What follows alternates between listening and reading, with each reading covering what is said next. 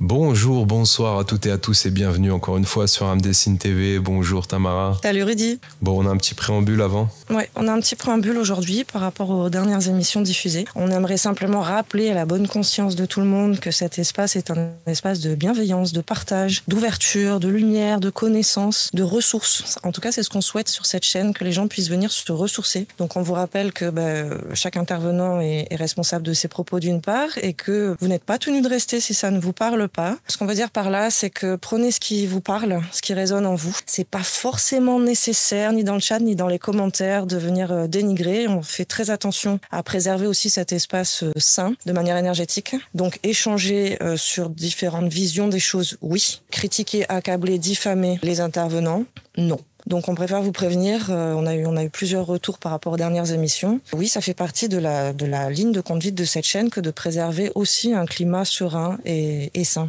Effectivement, et comme le disait Tamara, on laisse une très grande marge de manœuvre aux internautes et à toute notre communauté pour venir commenter. On essaie de vous donner le plus d'attention possible, mais c'est vrai qu'avec Charlotte notamment et d'autres invités aussi, on a eu récemment des choses, on n'avait pas l'habitude d'avoir ça et c'était un peu plus compliqué. On vous relance un petit appel aussi si vous voulez rejoindre l'équipe pour le projet de plateforme de référencement et pour le média, pour le projet Âme Dessine. N'hésitez pas à nous envoyer un mail à contact@amdessine. Le petit préambule est fini, on peut passer à l'intro. Oui, alors peut-être juste avant d'introduire, on va faire une petite transition justement. C'est un espace de libre-échange, donc élever le débat avec vos apports personnels, oui, on est preneur. Par contre, c'est pas un espace où on lâche nos égos et ça va être notre sujet aujourd'hui. Allez, les messages est passé, on se reprend tout de suite. Aujourd'hui, nous parlerons de l'ego. Cet ami farouche qui pour certains représente un ennemi à abattre, une cible à éradiquer. Pour d'autres, il s'agirait d'un complément, d'une part humaine inévitable lorsqu'on est incarné, d'une évidence liée à notre personnalité. Tandis que la plupart le subissent sans même avoir conscience qu'il existe et sans savoir qu'il exerce une réelle influence au quotidien. François Breton, conférencier et youtubeur, viendra étoffer le profil de cet ami trop souvent indésirable que beaucoup pensent avoir annihilé, notamment au sein des milieux spirituels. Installez-vous confortablement et préparez-vous à une entrevue pas comme les autres sur Âme Dessine, la plateforme de référencement quantique et holistique.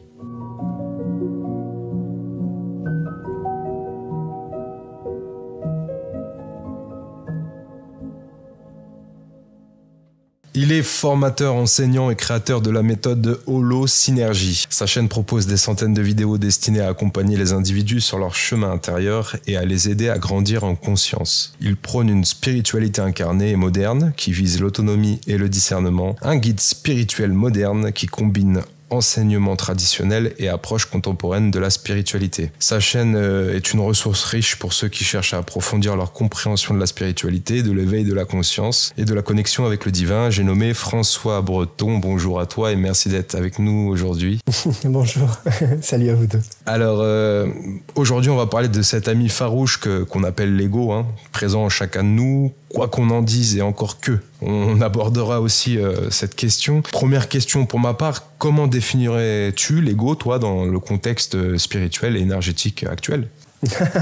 C'est tout de suite une question, en tout cas, extrêmement vaste. Je pense que peut-être, je dis bien peut-être, en fait, que on a souvent, en tout cas, une mauvaise définition, en fait, de ce que représente l'ego en tant que tel.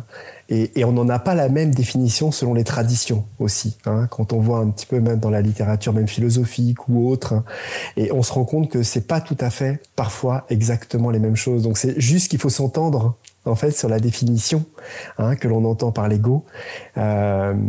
Et pour ma part, en tout cas, l'ego n'est pas la bête noire, n'est pas une chose malsaine, négative. Aujourd'hui, dans notre société, on a souvent tendance à parler de l'ego. Oh, il a de l'ego. Oh non, mais moi, on sent qu'il a pas d'ego. Ah, on sent que il est voilà. Et c'est toujours quelque chose de malsain, de mauvais, de mal placé. et ainsi de suite, et ainsi de suite. Mais en fait, quelque part, c'est comme si on avait du mal à avoir une vision plus intégrale en fait de ce que ça représente. Et dans une vision plus spirituelle, si on le dit comme ça, sans rentrer dans une autre vision, l'ego est avant tout un processus d'identification à son individualité, à sa personne. C'est-à-dire qu'en fait, à partir du moment où on dit « moi, je » et qu'on porte le regard sur le « moi », sur le « je », sur soi, en tant que personnalité égo, quelque part, on pourrait dire comme ça, son être émotionnel, son être mental, son être spirituel, sa personne, même son corps, à partir du moment où je dis « moi », on est déjà dans un processus d'égocentrisme dans lequel notre perception individuelle donne une forme, donne une existence, en fait, à une entité. Et c'est ça, déjà. On est déjà là dans un principe de l'ego, entre guillemets, qui a souvent été détourné en disant quand cette perception est transformée et exagérée, elle est entre guillemets dilatée de choses malsaines, de narcissisme, etc. On a tendance à dire ah ça c'est son ego, ah il a de l'ego, mais en fait l'ego est tout le temps là en fait. À partir du moment où je prends conscience de moi et que je me positionne en disant non excuse-moi non je ne veux pas de sel, on s'est déjà positionné de manière égotique quelque part dans lequel on a mis une importance sur soi et qu'on a fait un choix de ce qui est agréable, désagréable pour nous, ou bon ou pas bon. Voilà, si je le dis d'une manière très synthétique, on va dire ça comme ça. Donc si on part de ce principe-là, si on part en tout cas de cette définition-là, l'ego est un principe naturel, normal en fait, et qui constitue quelque part dans lequel on a déjà plus ou moins la qualité de l'équilibre d'une personne. C'est-à-dire qu'une personne qui va bien, c'est une personne qui a un ego équilibré. Donc c'est important d'avoir un ego équilibré, en fait. Et c'est important d'avoir un ego, d'ailleurs, parce qu'il y a des personnes qui ont, de ce fait, une certaine confusion sur leur moi, leur je, une vraie confusion en fait sur leur multipersonnalité, etc. Ce qui crée en définitive un ego très perturbé en définitive. Voilà. Et donc on a un ego vital, on a un ego mental et on a un ego spirituel aussi. Tout dépend des parties à lesquelles on s'identifie.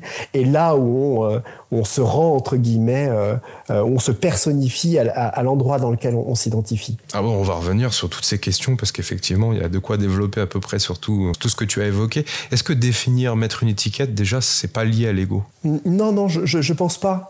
Je pense que ça fait partie des qualités du mental. Le mental est obligé en fait de mettre dans des cases. de créer des concepts. On a plusieurs qualités de strates de mental.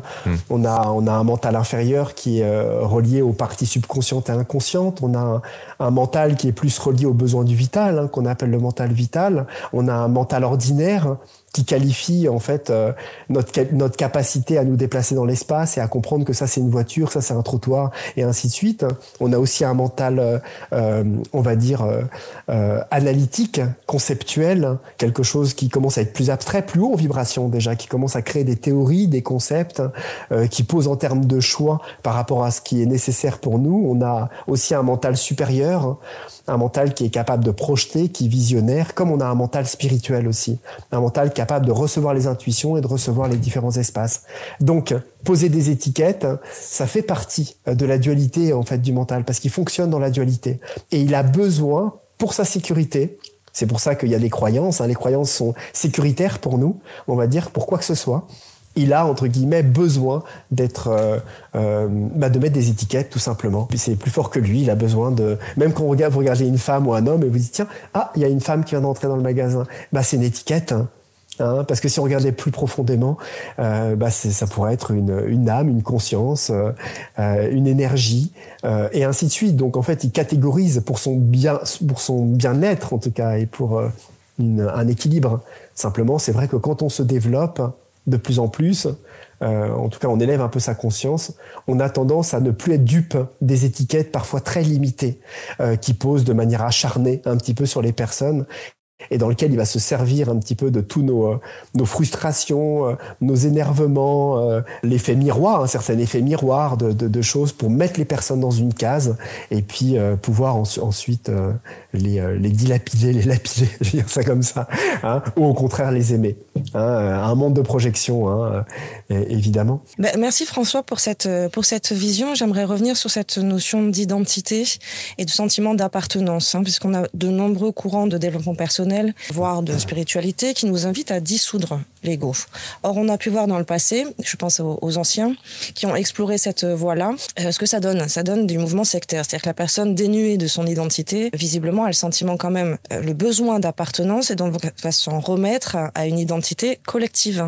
Je pense aux mouvements sectaires qui ont dénué la personne de son identité, de son prénom, de tout ce qui a pu construire justement cet ego. Et puis on a vu ce que ça a donné, c'est-à-dire que derrière une identité collective, un sentiment d'appartenance, si le gourou vous dit jetez-vous par la fenêtre, et bien ils se jettent tous par la fenêtre, malheureusement. Ça fonctionne pas. Qu'est-ce que tu peux nous apporter comme précision sur ce phénomène, dissoudre l'ego? Je pense que c'est toujours la même chose, en fait. On est dans un problème de compréhension des choses. Tu vois, c'est un petit peu la même chose que quand on parle de détachement. Tu vois, si on parle de détachement des possessions, détachement, ça veut pas dire qu'il faut être pauvre et ne plus rien avoir. C'est exactement la même chose avec l'ego. L'ego est ineffable. Alors, je sais pas si c'est ce mot-là. En fait, je me rends compte que peut-être que je sais pas, c'est pas la bonne définition du mot. Ce que je veux dire plutôt, c'est que l'ego, c'est comme notre main, c'est comme notre tête, c'est comme notre corps, en fait. Il est de partie inhérente liée à notre constitution mentale, vitale, etc. Donc, en fait, on ne peut pas le dissoudre. Par contre, ce que l'on peut faire, c'est d'apprendre à se désidentifier de l'égocentrisme que génère cette gravité et cette polarisation de notre conscience sur les phénomènes qui nous traversent. Et c'est complètement différent. Donc ça veut dire que l'ego est présent, il met naturellement une importance sur soi et sur le moi, à force de mettre notre énergie et de se regarder tout simplement. On peut se regarder le nombril toute notre vie. Et la chose, c'est d'apprendre doucement à réaliser que c'est un processus d'identification qui peut être plus ou moins fort d'intensité et qui peut générer justement un emprisonnement dans notre personnalité.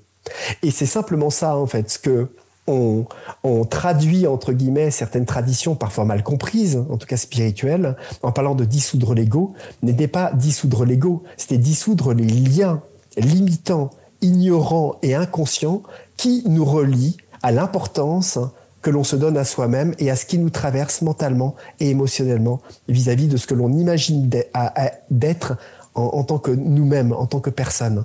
C'est pour ça qu'on parle beaucoup de personnages dans la non-dualité, qu'on parle beaucoup de je, de moi, d'identification et ainsi de suite, parce que on peut s'acharner tant qu'on veut pour libérer, se dissoudre l'ego. On ne peut pas le dissoudre. Il est là naturellement. Si on dissolvait complètement l'ego, on serait même plus capable de se déplacer dans l'espace, on serait même pas capable de prendre un verre, ou d'être capable de dire qu'il fait beau, pas beau, ou de descendre des escaliers, ou d'être capable de prendre un sac qu'on nous donne, en fait, puisqu'il n'y aurait plus de capacité de mettre en forme le je, le moi, et de s'identifier comme une individualité propre. Donc c'est quelque chose d'extrêmement important.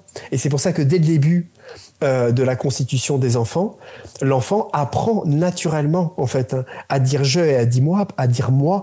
Et c'est très très important qu'il constitue un ego qui est stable et qui c'est pour ça qu'il est là. Non, c'est à moi. Non, je. Et il insiste en tout cas sur sa personne. Il a besoin de constituer en fait sa personnalité. Et cette partie-là est très importante.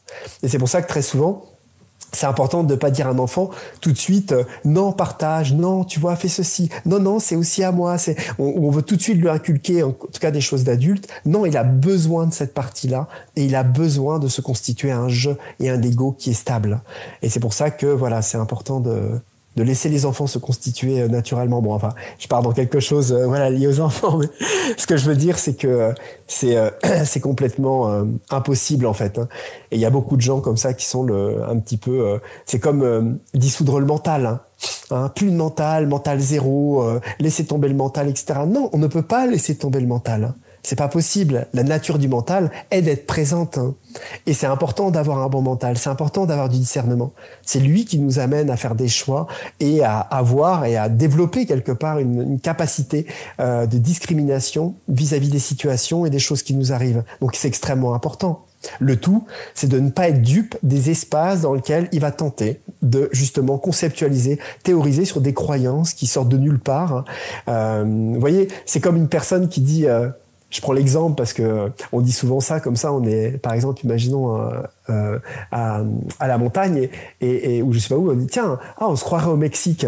Et il dit, mais t'es déjà au Mexique? Non. Je sais pas, on dirait quand même le Mexique. Vous voyez? Et c'est, voilà, une tas de choses comme ça où on vous dit, je sais pas, c'est tout bête, mais qu'est-ce que vous pensez de Macron?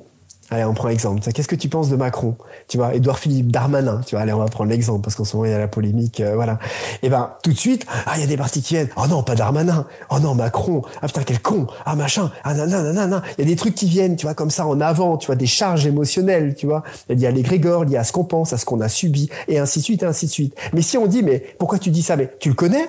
Bah oui. Enfin, mais sérieusement, est-ce que tu le connais? Bah non. Alors, tu le connais d'où ça vient?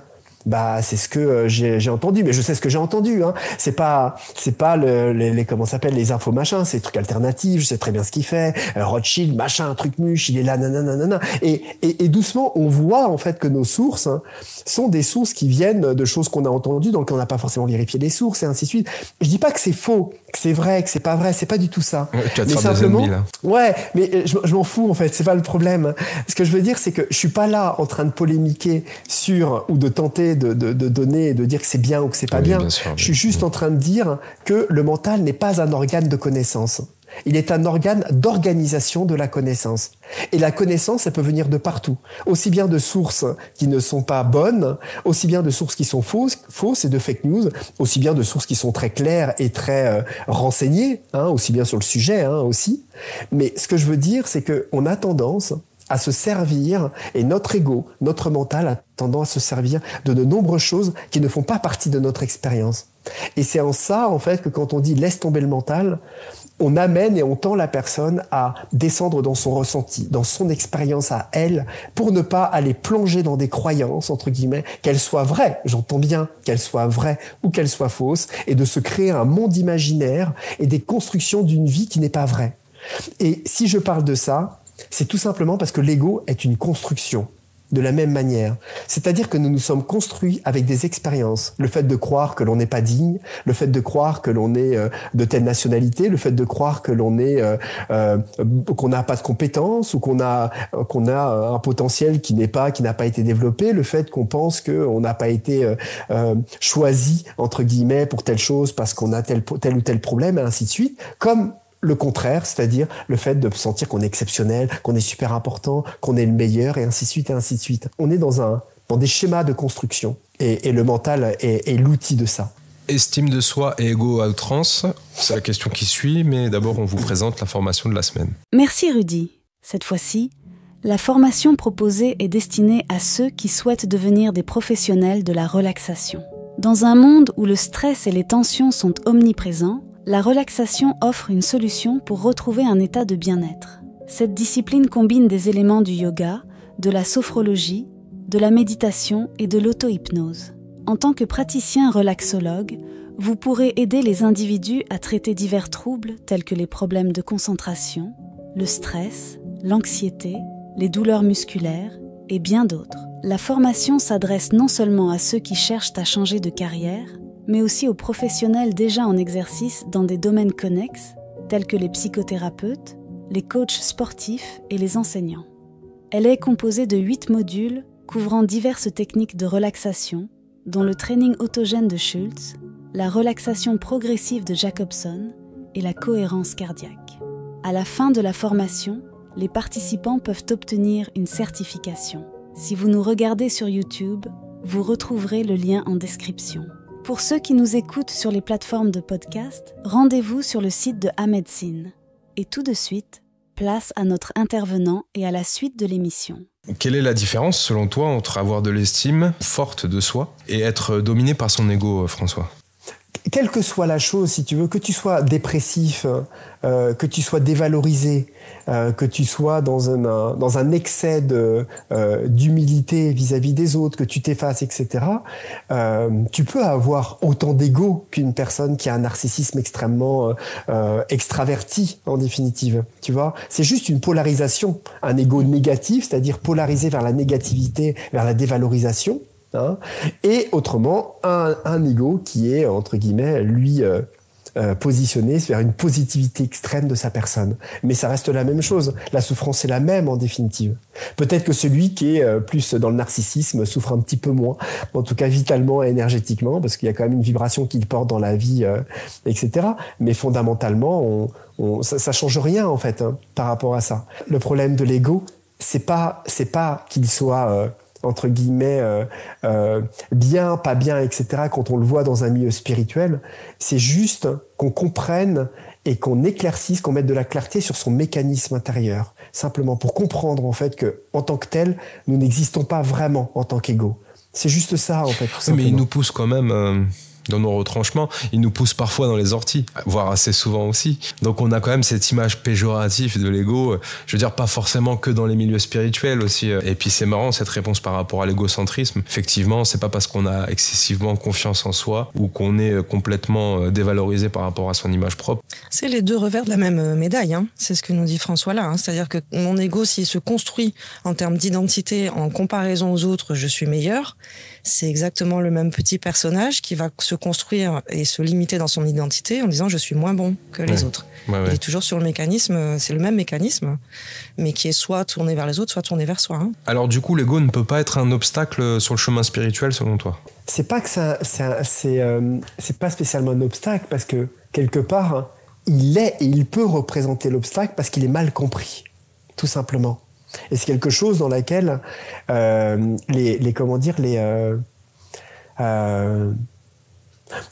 tu vois, c'est là où parfois, tu sais,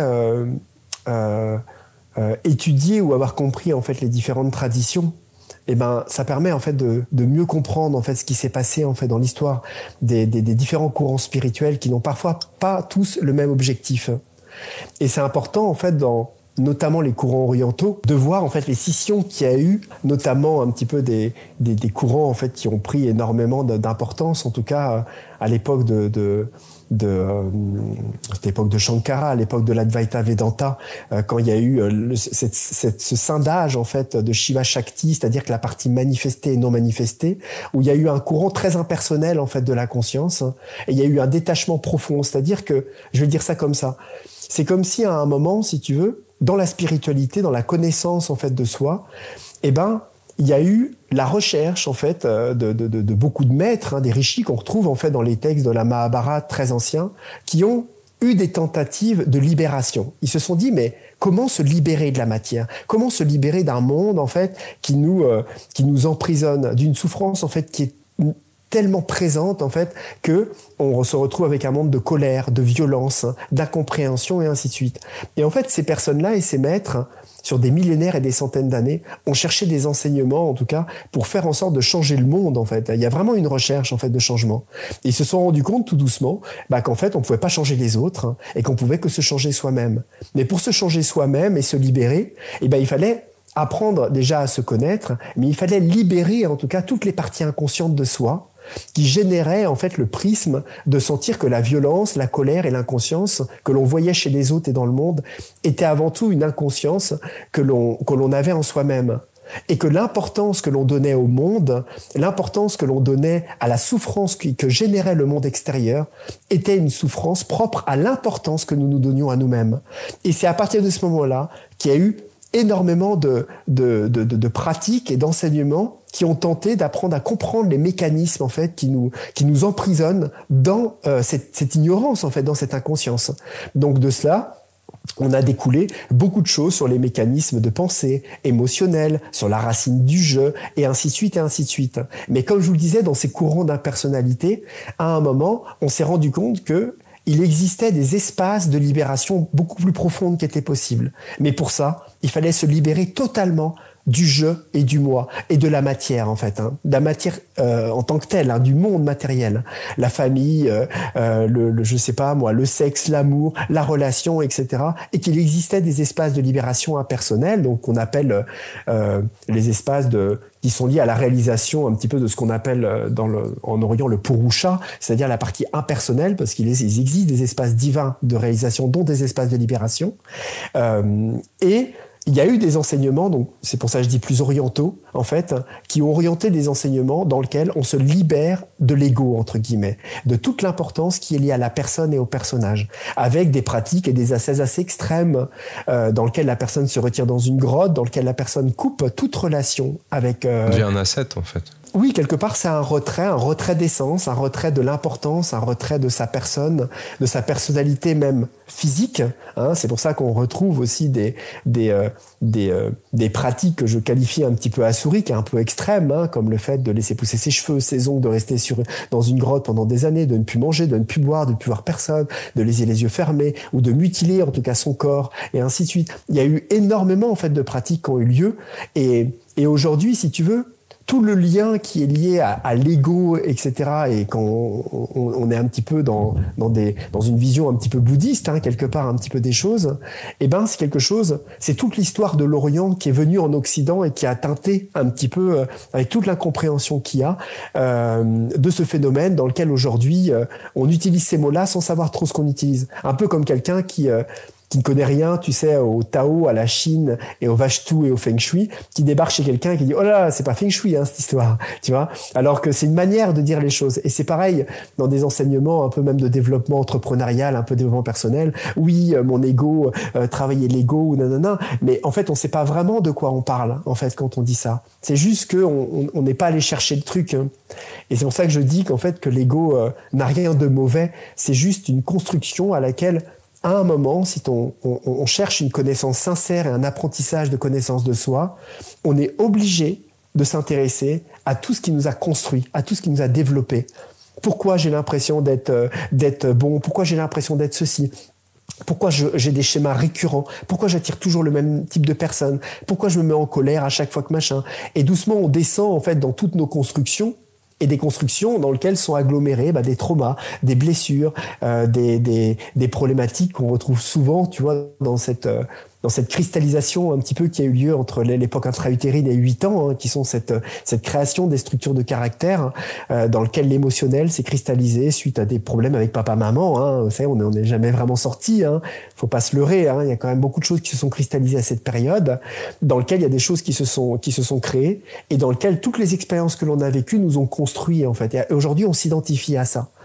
Et c'est ça, et c'est toute cette recherche aussi dans le développement personnel, enfin le dépouillement personnel sincère dans lequel on va descendre dans ça, et dans le développement spirituel dans lequel on va poser une vraie question, c'est-à-dire, en fait, qui suis-je? Si je suis pas cette personnalité, si je suis pas François, si je suis pas ces mécanismes et c'est toutes ces personnalités à laquelle je m'identifie, en fait, qui je suis en fait véritablement? Et le dépouillement personnel va nous amener à descendre dans l'inconscience et l'ignorance de ces mécanismes. Et le développement spirituel va nous amener à regarder la lumière qui est au-delà, les espaces et le contenant, on va dire, divin, parce que c'est ce qu'on découvre à un moment, qu'il y a quelque chose qui nous dépasse, on va dire, et à laquelle nous pouvons nous abandonner et nous pouvons trouver une paix beaucoup plus profonde, en tout cas une libération qui aujourd'hui est appelée éveil, libération, réalisation du soi, ou de nombreux noms en fait qu'on retrouve dans les traditions. Donc là, on est vraiment sur deux choses. Alors, en parlant de déconditionnement, c'est vrai que tu donnais ces exemples. Peut-être aujourd'hui, heureusement, je ne sais pas, on n'est pas tous amenés à s'isoler dans une grotte et à se flageller pour explorer justement ces conditionnements et se proposer un déconditionnement, peut-être donner des petits trucs et astuces. Je pense notamment à la notion de déconditionnement, donc d'ouverture dans la perception du soi. Par exemple, quelqu'un qui va beaucoup se définir, et tu l'as dit, hein, ce sont des mécanismes, enfin des conditionnements qui viennent souvent de la toute petite enfance, comme étant, alors je vais donner l'exemple, je suis timide, se proposer du aussi, rajouter de l'ouverture, je suis aussi quelqu'un de timide, ça laisse déjà cette perception du soi ouverte à d'autres versions de soi. Hein. Je suis pas que timide, je peux être aussi extraverti, je peux être aussi pétillant, je peux être aussi très expressif dans d'autres circonstances, avec d'autres personnes ou dans d'autres cadres. C'est-à-dire s'ouvrir, ouvrir, ne pas se limiter, parce que c'est ça qui nous fait cet ego en fait. Il nous limite dans notre perception de nous-mêmes et il nous enferme certainement, comme on l'a dit tout à l'heure, soit dans une survalorisation, soit dans une dévalorisation. Ça reste ce même mécanisme de s'enfermer dans une seule et même définition. Est-ce que tu es OK avec cette notion d'ouverture, de se proposer un champ plus vaste hein, quand on est sur ce travail de déconditionnement? Ce que tu dis, c'est très intéressant parce que les processus qui nous animent sont des processus qui sont très profonds. Hein, il faut pas sous-estimer en fait toutes les constructions en fait et toutes les racines en fait qui nous ont construites. Hein. Ce qui veut dire que si on utilise le mental, comme tu dis, c'est-à-dire, imaginons, on dit à quelqu'un, il fait quelque chose, on dit « Ah là là, mais il est con !» Et on dit « Ah non, il a eu un comportement, on va dire, con ». Voilà, imaginons. On scinde le comportement et la personne pour ne pas la mettre entre guillemets. Voilà. Le problème dans ça, qui est très bien, hein, dans lequel qui ouvre un champ en fait d'ouverture mentale. Il faut bien comprendre qu'on ouvre un champ mental, n'est pas suffisant. C'est-à-dire que ça amène une ouverture d'esprit, mais c'est pas pour autant qu'on descend en fait dans les mécanismes. Pour ça, il faut avoir une vision beaucoup plus profonde en fait et descendre véritablement dans soi. Et c'est en ça, en tout cas pour ma part, en tout cas dans mes pratiques, que c'est la méditation pour moi qui m'a permis en tout cas de descendre en tout cas dans ces espaces-là. Parce que tant qu'on n'est pas confronté à soi seul et qu'on ne pose pas le regard véritablement et qu'on n'a pas des pratiques dans lesquelles mettre de la lumière, quel qu'il soit, hein, pour d'autres personnes ça peut être autre chose, hein. Je parle vraiment pour moi, la méditation, c'est ce qui m'a permis peut-être d'avoir le regard stable, de développer la concentration pour descendre en tout cas dans ces mécanismes et apprendre à me connaître et à comprendre dans mon corps, à des espaces, hein, qu'est-ce qui peut venir en tout cas, qu'est-ce qui est présent. Tu sais, juste pour une petite histoire, je me souviens d'une époque, bon voilà, comme vous parliez d'holosynergie, j'ai développé en fait une méthode d'harmonisation des lieux. Il y a des années, j'intervenais sur place pour venir harmoniser en fait des espaces de vie. Et un midi, j'étais invité par une personne pour faire l'harmonisation, l'harmonisation énergétique et tout ça. Et on se retrouve au restaurant. C'est la femme qui m'avait fait venir pour harmoniser la maison. Et c'est intéressant parce que la personne me dit, et là il y a le mari qui était là en fait présent, donc un directeur d'une très grosse multinationale, et il me dit oh vous savez, d'une manière un petit peu une tentative d'être complice un peu avec moi, très gentiment, oh, vous savez ma femme, hein, avec tous ces trucs, hein, vous savez un petit peu comme si voilà, j'allais adhérer, j'étais un charlatan qui allait dire oui, c'est vrai, votre femme, elle est un peu perchée, etc. Tu vois. Et il me tape comme ça, il me dit ah, vous savez, c'est un peu quand même vos trucs, je sais pas comment ça s'appelle. Vous faites quoi déjà? C'est quoi? Oui, c'est un petit peu quand même. J'ai pas le mot, un peu perché. Et je lui demande, je lui dis, mais vous savez, pour ma part, en fait. C'est pas du tout perché en fait. Je sais pas ce que vous entendez. Qu'est-ce que vous entendez par perché? Il me dit je sais pas. C'est un petit peu abstrait. Enfin c'est un petit peu comment dire. Enfin on peut pas vraiment le prouver. Et il commençait à bafouiller parce qu'il savait pas trop en fait comment donner les mots. Et puis je pense qu'il voulait pas spécifiquement me blesser. Et la chose c'est que je lui dis vous voyez quand vous êtes dans votre bureau, vous prenez des décisions. Il me dit ah oui, bien sûr, je prends des décisions, d'accord. Mais quand vous prenez une décision, vous avez quand même un poste qui est assez grand. Donc des fois, vous avez confiance en des personnes. Vous avez pris des collaborateurs ou des associés, vous embauchez quelqu'un. Il me dit oui, bien sûr. Mais pourquoi vous les embauchez? Ah parce que voilà, c'est des personnes qui sont compétentes. Et je dis pourquoi elles sont compétentes? Parce qu'on sait qu'elles sont compétentes, on sent qu'elles sont compétentes. Je dis, vous sentez qu'elles sont compétentes. Mais ça veut dire quoi? Ça veut dire que vous sentez en fait véritablement qu'elle est compétente. Et cette sensation, elle vient d'où? Je sais pas, c'est des choses, voilà, c'est la vie, on ressent. Après, il y a le CV, il y a les choses, mais on ressent en fait qu'on est bien avec une personne. Je lui dis, attendez, vous êtes en train de me dire que vous prenez des décisions aussi importantes pour votre entreprise, hein, en vous basant sur une sensation aussi confuse que vous êtes en train de me le partager, abstraite, pour pouvoir prendre des postes tels quels. Il me dit oui, enfin bon, après il me dit non, enfin après on ressent, mais c'est comme vous machin. Je dis non, moi c'est pas comme moi, absolument pas. Je veux dire quand vous me dites que vous ressentez, etc., c'est confus. Je lui dis, moi ça me paraît complètement perché. Ça me paraît abstrait cette histoire. Moi, si j'ai une sensation, une émotion et je sens quelqu'un qui arrive ou j'ai quelque chose, quand il y a une pensée ou une émotion ou une intuition, je peux vous dire à quel endroit elle vient, à quelle vitesse elle arrive, dans quel espace de ma conscience elle se déplace, qu'est-ce qu'elle agglomère comme pensée, qu'est-ce qu'elle amène en pourcentage comme trauma et comme blessure. Et j'ai même la possibilité de m'identifier ou pas à ce qui me traverse. Et le pire dans tout ça, c'est que je suis capable de prendre le temps de la décortiquer et de savoir si je fais le choix d'y adhérer ou non. Ce qui veut dire que en fait, vous êtes en train de me dire que vous êtes complètement dans la nébuleuse de choses qui vous traversent et machin. Je lui dis mais c'est complètement perché, ça m'épate en tout cas de ce type de poste. Mais c'est pas le cas de 95% de la population parce que c'est très difficile d'avoir cette réaction, celle que tu évoques. C'est-à-dire de pouvoir décortiquer, savoir la provenance, savoir si ça vient du cœur. Ça s'apprend. Oui, voilà. Mais justement, c'est ça, c'est que ça s'apprend. C'est qu'aujourd'hui on ne nous apprend pas ça et qu'aujourd'hui on est face à quelque chose dans lequel quand quelqu'un nous dit qu'il est cartésien, en fait, eh ben, il ne réalise pas que 99,9% sur ce quoi il se base dans sa vie est complètement abstrait et complètement subjectif. Ouais, tout à fait. Vous voyez, c'est ça qui est incroyable. C'est-à-dire que tu parles, tu vois, dans une petite histoire, je me souviens d'une fille, parce que moi je travaille beaucoup avec les esprits de la nature, tu vois, dedans, et la petite fille, et je connaissais les parents, elle me dit, mais voilà, oui, François, maman a dit que tu faisais un travail avec les esprits de la nature, et puis moi, j'y crois pas aux esprits de la nature. Elle doit avoir 8 ans, 7, 8 ans. Voilà. Et je lui dis, d'accord, tu y crois pas, mais je lui dis, c'est pas parce que tu y crois pas que ça n'existe pas. Elle me dit, oui, mais vas-y, montre-les-moi. Je lui dis, mais écoute, je vais pas te les montrer comme ça se montre pas comme ça. On les peut les voir avec une autre manière de voir. Elle me dit, ouais, c'est que ça existe pas. Je lui dis, d'accord. Je lui dis, elle s'appelle Éléonore. Je lui dis, Éléonore, est-ce que tu aimes ta maman? Et elle me dit, oui, j'ai ma maman. Je lui dis, d'accord, alors montre-le-moi. Elle m'a dit, c'est pas possible, je peux pas te montrer, je l'aime, et tout ça. Et je lui dis, je sais pas, il y a bien quelque chose qui fait que tu aimes ta maman, il s'est bien passé quelque chose. Oui, c'était la fête des mères, et je lui ai acheté des fleurs et tout ça, parce que j'aime ma maman. Je lui dis, d'accord. Tu sais que moi, je peux acheter toute la boutique de fleuriste. Je peux acheter toutes les fleurs chez le fleuriste. Donc, si je le fais, ça veut dire que j'aime 10 fois plus ta maman que toi. Elle dit, non, c'est pas vrai, non, d'accord. Je lui dis, écoute, je vais venir chez vous. De toute façon, je viens ce soir, on va manger tous ensemble. Ce que tu vas faire, c'est que tu vas sortir ton amour et tu vas aller le peser. Tu m'attends, tu vas sortir ton amour, tu vas le préparer et on va le peser. Et moi, je vais venir avec le mien et on va le peser ensemble. Et puis, on va voir un petit peu, voilà, qui c'est qui aime le plus ta maman que toi ou moi. Elle était déboussolée et à la fin elle me dit mais en fait je peux pas, c'est pas possible. C'est pas je lui dis voilà, bien sûr, je lui dis c'est pas possible parce que en fait je peux savoir en fait que tu aimes ta maman d'une manière très forte, mais je peux pas le voir, je peux pas le prouver, mais je le sens avec mon cœur en fait. Et la chose en fait, c'est juste de réaliser que 99% de tout ce que l'on fait est basé sur des supports, sur des espaces dont nous n'avons pas connaissance. Et nous considérons comme acquis et très objectifs, oui, l'amour, oui, l'intuition, etc.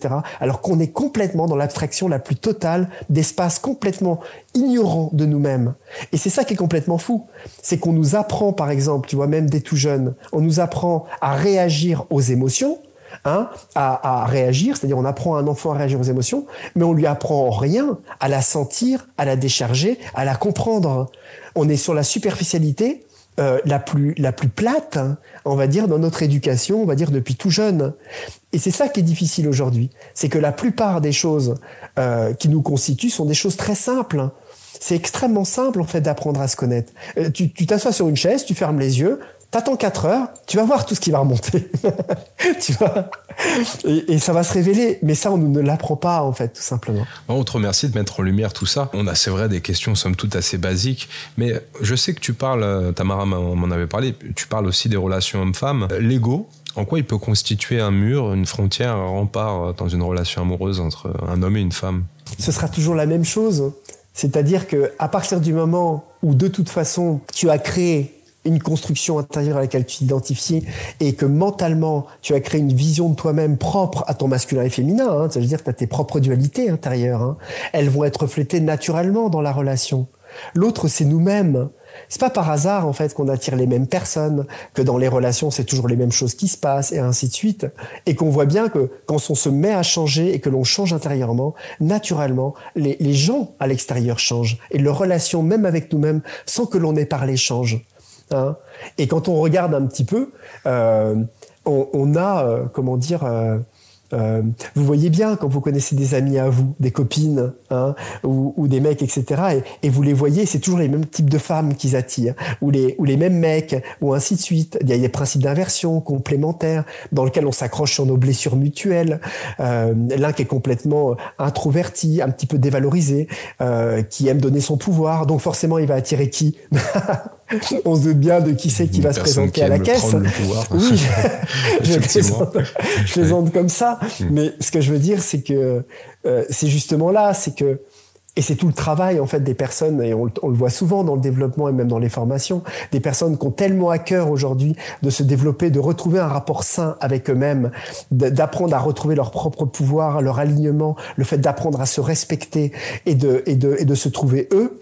Et parce qu'ils savent que s'ils le font, ils vont attirer la bonne personne, une personne équilibrée qui ne s'accrochera plus sur leurs blessures, sur les béquilles, sur les déséquilibres pour tenter d'exister et d'être dans une relation, mais de tenter de vivre une relation de cœur, une relation équilibrée dans lesquelles on peut grandir ensemble et non se compléter, on va dire, les manques qui n'ont pas été, on va dire, guéris. On a fait l'exploration entre l'ego et le mental, le lien entre l'ego et le corps émotionnel, parce qu'on observe beaucoup justement des égos.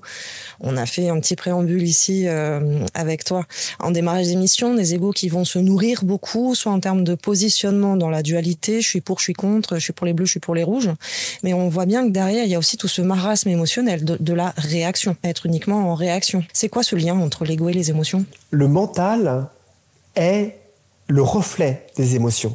C'est-à-dire qu'en fait, le mental en tant que tel, il n'existe pas tel qu'on l'imagine. C'est un miroir, en fait. C'est pour ça qu'on dit je réfléchis. Tu sais, quand on dit je réfléchis, c'est une manière de parler de cette réflexion. Tu vois, j'ai une réflexion. Tu vois, et c'est pareil, c'est un effet miroir. Ça réfléchit. C'est comme de l'eau, en fait. Et la chose, c'est que le mental est à l'image des émotions.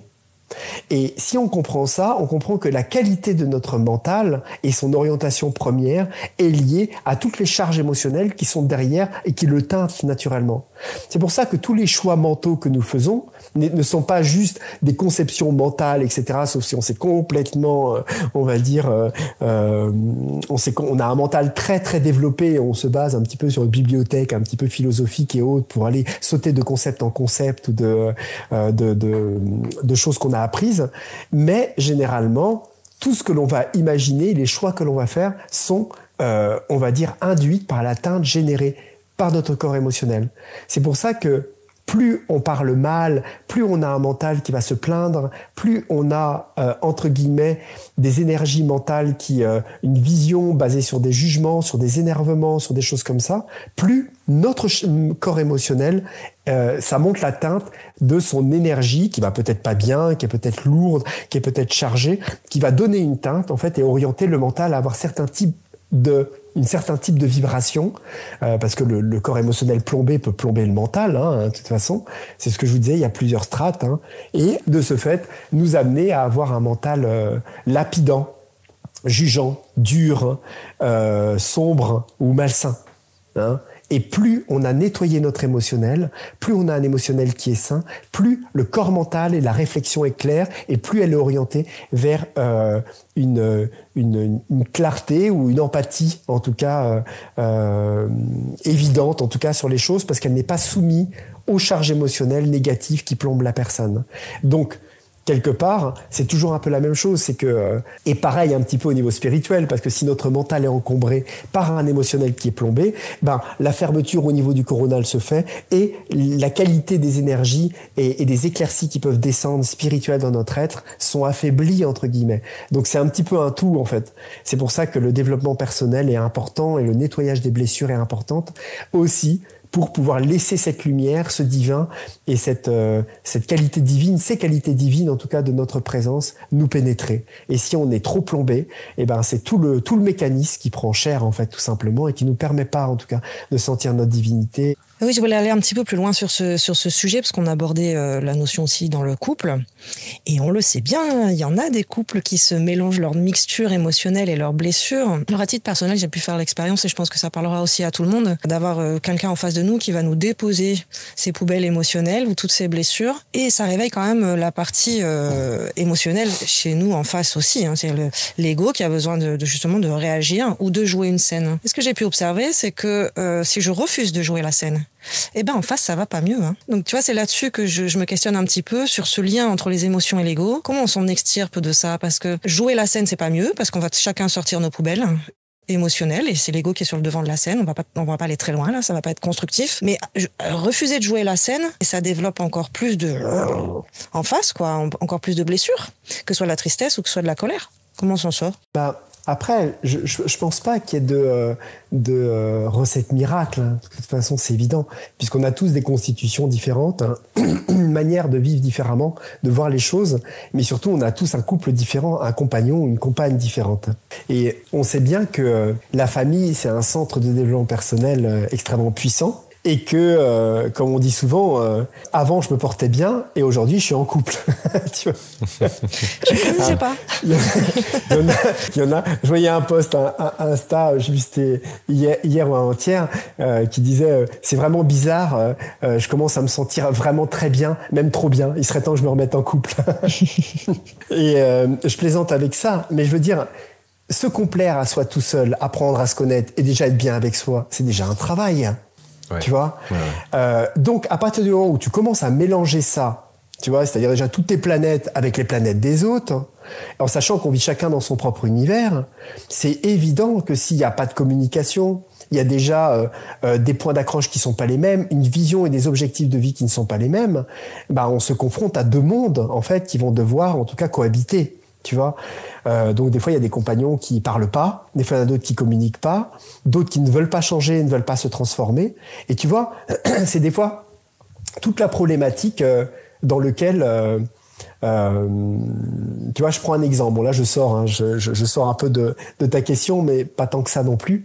C'est que dans les milieux de développement personnel, dans les stages de formation de développement personnel et spirituel, on a à peu près 70% de femmes. Dont avec 30% ou 20% d'hommes, ce qui est assez étonnant en définitive, ce qui est presque embêtant des fois quand on voit les formations, les stages, mais il y a vraiment peu d'hommes en fait par rapport aux femmes. Et très souvent, je me suis rendu compte que il y a souvent cette chose dans lequel en fait ces personnes en tout cas qui sont présentes, ou ces femmes, quand on leur pose la question, on leur dit bon, est-ce que et je le vois le midi quand on parle ou quand on mange ensemble, moi je suis venu en formation, etc., mais mon mari n'est pas ouvert à ça, mais il m'a laissé venir, je fais les choses, etc. Donc on voit cette ouverture féminine, à cette capacité qui est propre à la sensibilité aussi, à cette ouverture dans lequel on peut très clairement dire de toute façon que les femmes ont de par cette qualité féminine, une sensibilité, une ouverture au monde de l'esprit, de la sensibilité spirituelle et autres, différente de celle des hommes, mais généralement plus ouverte, on va dire, que celle des hommes. Et la chose, c'est que avec ces années, j'ai pu voir en fait à quel point, à un moment, ces personnes-là, quand elles cheminent et elles commencent à toucher en fait à des choses qui sont profondes dans les formations, elles commencent à développer en fait des espaces qu'elles ne connaissaient pas d'elles-mêmes, etc. Elles rentrent à la maison et à chaque fois elles disent ah là là, je suis rentré, mon mari était en colère, je l'ai jamais vu comme ça, je sais pas ce qu'il a, il m'a demandé que machin, alors qu'au début il était content et j'ai l'impression qu'il a peur, il me voit changer. Là j'ai dit non, cette fois-ci c'était fini, c'est plus moi qui fais ça, il n'est plus question que je me fasse traiter comme un chien. Alors là cette fois-ci je lui dis non, qu'il n'était pas question, et ainsi de suite, ainsi de suite. Et on commence à voir, en fait, dans cette transformation, si tu veux, dans lequel, à un moment, il y a un choix. C'est-à-dire que si on a un qui se met à grandir, qui se met à se développer, mais à côté de ça, l'autre n'a pas cette aspiration, n'a pas ce travail, entre guillemets, ou n'a même pas cette vision de vie dans lequel il peut imaginer qu'il peut se transformer, c'est évident qu'il y a une scission qui se fait. Et c'est évident qu'à un moment, il y a des choix, en fait, qui peuvent se faire aussi. On n'est pas forcément...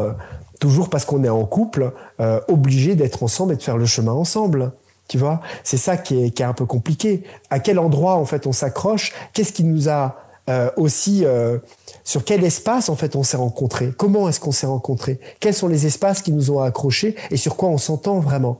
Il y en a qui vont s'accrocher tout de suite parce que sexuellement, ça passe trop bien, vitalement, énergétiquement.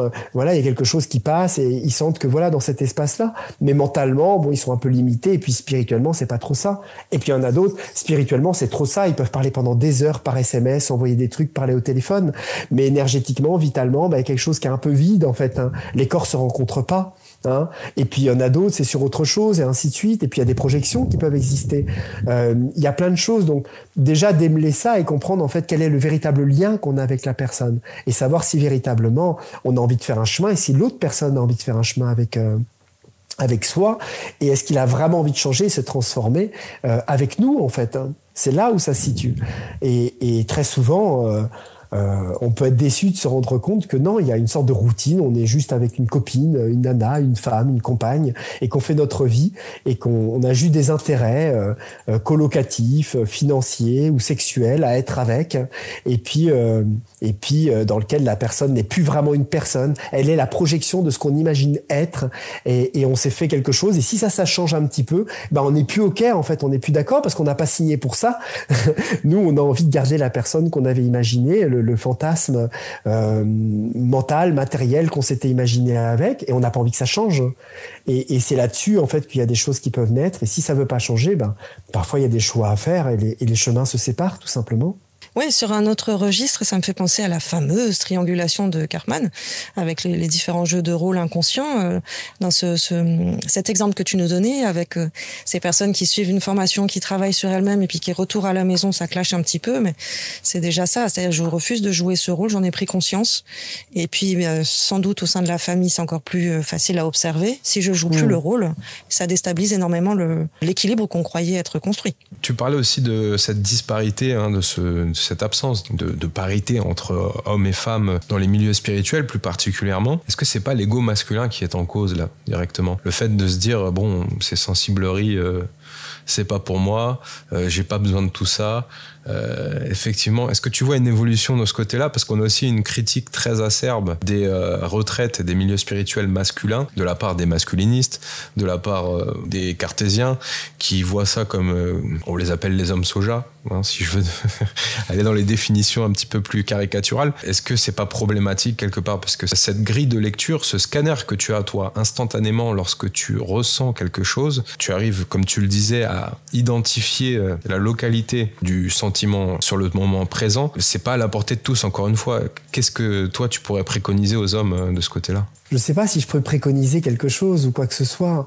La seule chose que je préconise, c'est apprenons à nous connaître, quoi, tout simplement. La base, on va dire la racine de tout ce que nous voyons, de tout ce que nous expérimentons, de la perception que nous avons du monde en général, vient de nous, de la perception et de notre propre monde intérieur. Donc, j'ai pas d'autre conseil de dire que de développer sa conscience, en fait, tout simplement. Parce que si tu développes pas ta conscience, tu vois, c'est comme quelqu'un qui dit... Imaginons, je prends l'exemple avec l'argent. La personne, elle se dit, mais comment est-ce que tu dirais qu'une personne, elle peut acheter une grosse maison ou un domaine? Comment elle pourrait faire pour acheter tel ou tel domaine? J'aurais envie de dire, déjà de faire de l'argent, d'avoir l'argent qu'il faut et le capital. Oui, mais imaginons que la personne n'ait pas d'argent. Comment est-ce qu'elle peut faire pour imaginer avoir ce domaine-là ou ce domaine-là? La chose, c'est, je sais pas comment dire. Si elle a pas d'argent, déjà, c'est compliqué. Il va falloir déjà qu'elle regarde, en fait, comment est-ce qu'elle peut faire de l'argent et qu'est-ce qui lui plaît dans la vie pour développer la possibilité de faire de l'argent. Et peut-être que il va falloir qu'elle développe des compétences, qu'elle trouve quelque chose. Vous voyez, on va changer de registre. On va plus être dans le registre de parler du domaine et de l'achat du domaine. On va parler maintenant de ce qu'elle va faire pour développer une situation financière et trouver quelque chose d'équilibré pour elle, pour le faire en tout cas sur son chemin de vie. Là, c'est pareil.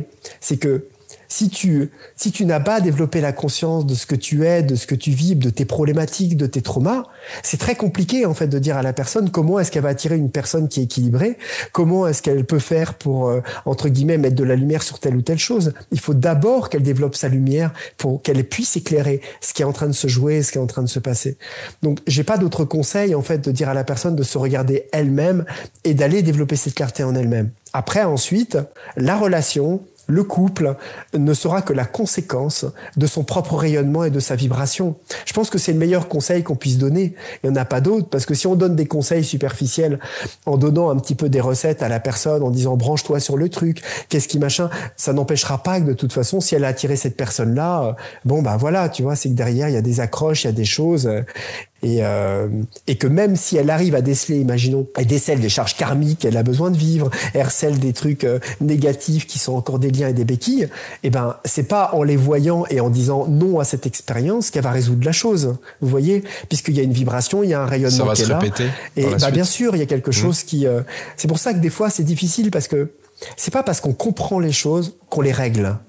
Et il y a beaucoup de gens qui pensent ça. Et il y a des gens qui font du développement personnel depuis des années. Et quand on les questionne, ils savent mieux que toi ils disent ah mais ça je sais, ah mais maman là là, ah je connais ça, ah bah oui nanana, ah moi machin, mais on sent qu'il y a rien qui a changé. Mais par contre ils sont meilleurs que le thérapeute et ils sont capables de sortir toute leur vie de A à Z, à te faire un analytique de toutes leurs problématiques et de leurs traumas et de leurs blessures et d'où ça vient, mais il y a rien de changé, tu vois. Et c'est ça aussi la problématique des choses, c'est que c'est pas le mental qui règle les choses, c'est pas parce que tu vois les choses que tu les règles, hein, tout simplement. Ouais, je te remercie pour tes réponses. Alors, tu parlais beaucoup d'Orient. Comment l'ego, selon toi, interagit-il avec des concepts tels que le karma, la réincarnation, justement, puisque tu parlais de relations karmiques? Oh là, c'est une question compliquée, ça. Et intéressante. Ouais, c'est compliqué parce que c'est pas lié en tant que tel. Tu vois, c'est pas quelque chose qui est en lien direct. Tu vois, c'est comme ton travail de salarié dans une PME et la bourse.